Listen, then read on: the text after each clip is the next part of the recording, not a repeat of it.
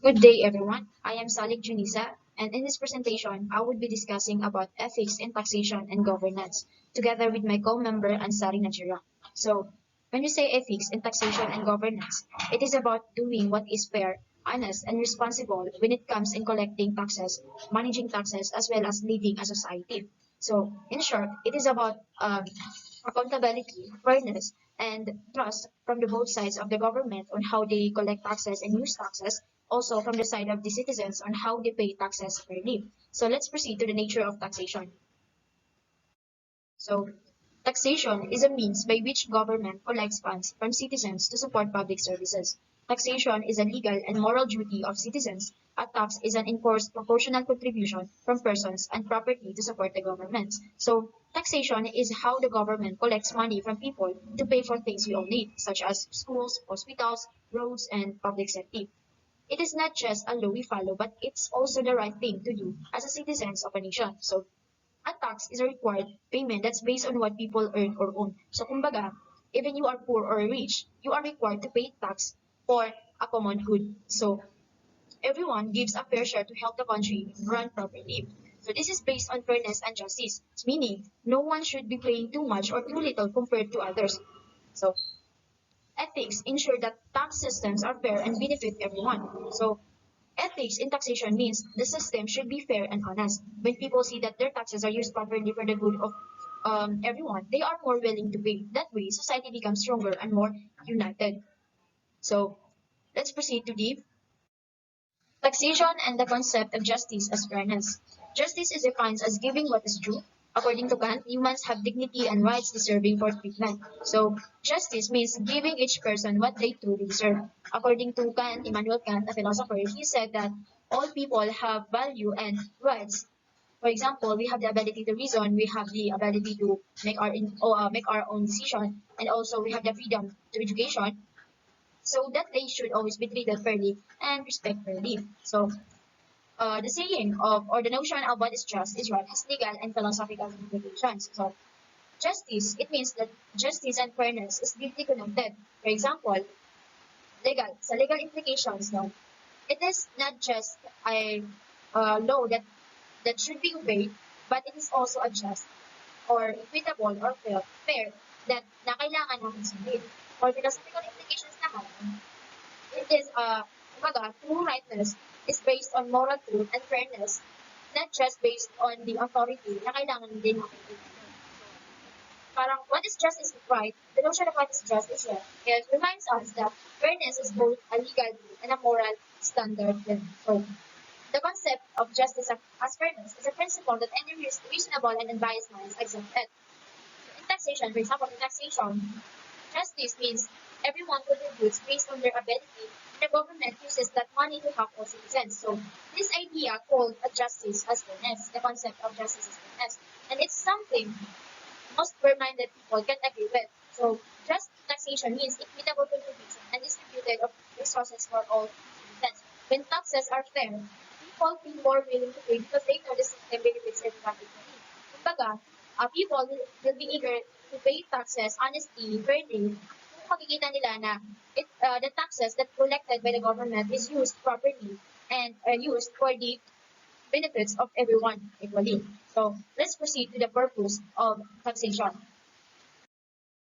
The purpose of taxation is always for common good. So for example, government collect taxes, manage taxes, and use it to build a project na kumbaga lahat ng tao in a nation will benefit from it. So it supports government operations and public infrastructures, provide access to essential services such as education, healthcare, security, and welfare. Also, last one is promote social equity and the common good. So let's proceed to the ethical implications of tax use. So, misuse of taxes for personal or political gain is unethical. Governments must prioritize public over personal interest. Taxes are collected to serve the public, so the government has an ethical duty to use them responsibly. So this means using tax money for programs that benefit everyone, like education, healthcare, public safety, and infrastructure, is ethically right. So misusing tax funds, such as through corruption or waste, is not only illegal but also unethical. It breaks the trust between the government and the people. So Ethical tax allocation involves transparency, accountability, and service to all citizens. Ethically, the government must be transparent, accountable, and fair in how it spends public money to ensure that all citizens benefit equally. So therefore, in above all, corruption is wrong because such an act defeats the purpose of taxes and deprive the citizens of the goods they deserve to access and enjoy. So in short, corruption is immoral and unethical. So let's proceed to the social contract and public trust. So the state and citizens have a mutual agreement. That's the meaning of social contract. So when we say social contract kasi, it is an idea that people agree to follow laws and pay taxes in exchange for protection, services, and good governance from the state. So parang it is an agreement, silence agreement between citizens and the government in exchange for your rights, for your ability to reason, to make your own decision. In exchange for that, you need to agree to follow the laws and pay taxes from your government. So citizens contribute taxes and obey laws. The state must serve, protect, and uphold rights equally. Corruption and efficiency breaks this social contract. So, for example ng social contract. Imagine a citizen pays taxes regularly. In return, the government provides clean roads, free public education, healthcare, and police protection. This is the social contract at work. So the citizens fulfills their duty by paying taxes and obeying laws, while the government fulfills its duty by providing public services and protecting rights. But if the government fails to deliver services or misuses tax money that they collect from the citizens, the citizen may feel the contract is broken, leading to mistrust or refusal to cooperate. So, for this to work, no, there's a social contract. There must be public trust, so that people need to believe that their taxes are being used properly and fairly. So, kapag kasi the trust is strong, citizens are more willing to pay taxes and follow the rules of their state. So, but when the government is corrupt or unfair, the trust is broken, and people may stop cooperating. So, maintaining public trust is key to a strong and fair society. Kumbaga, public trust is an important main factors or an important way para maka-form tayo ng fair society and better society. So, let's proceed. Assalamualaikum. I am Najila G. Ansari and I will be discussing the remaining topic. So, in a democratic country like the Philippines, the people are the true boss of the government. All the power comes from them.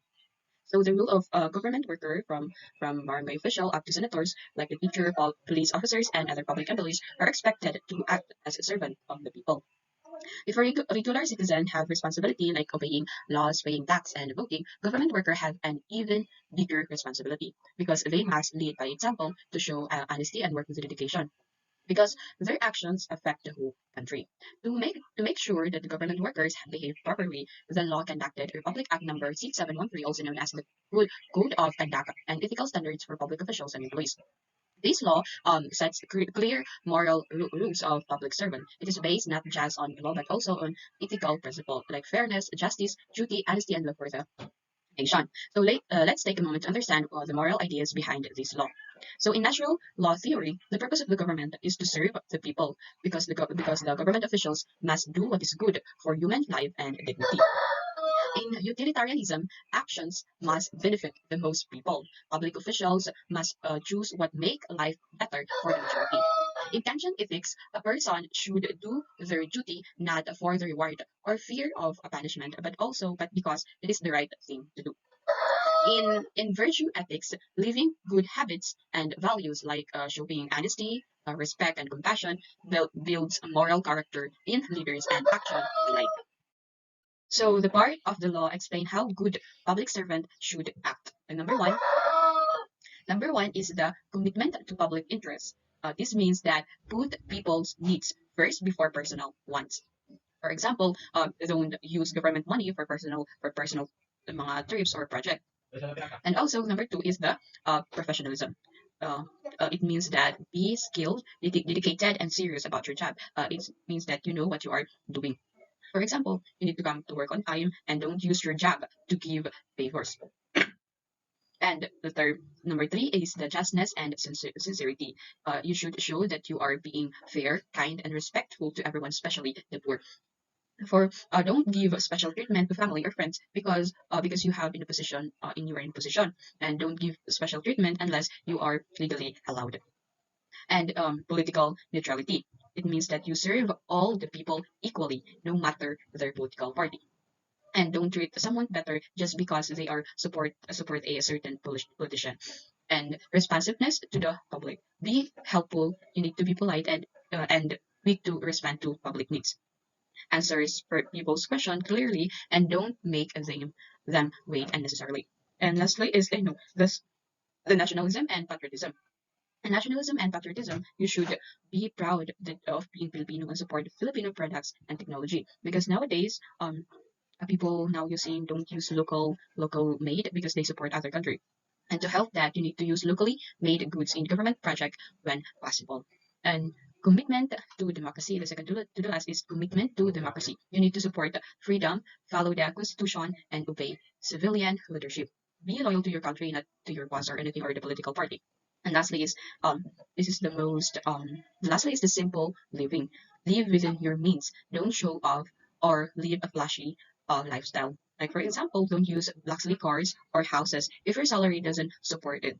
Don't use fans because you want to buy a car or something like that. And the summary of this is the ethical standard for official. They must have all of the following. That sadly, ngayon na because of this, parang may act pala na ganito, may law pala na ganito, but hindi lahat, parang almost hindi nasusunod. So, in this incoming election, we need to vote that they must have all of the following. So if the government workers follow those moral obligation, they build trust between people and the government, which is the citizen trust the government more because it make them more they make feel that they can trust the government. And it make services fairer and better through public services. It improve the like healthcare, education, and transportation.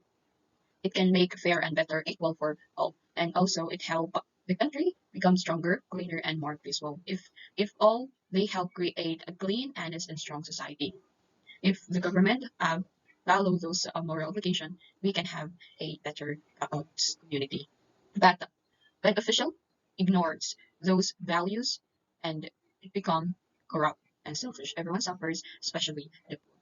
If the government become like those, we can never imagine that Philippines become a better country.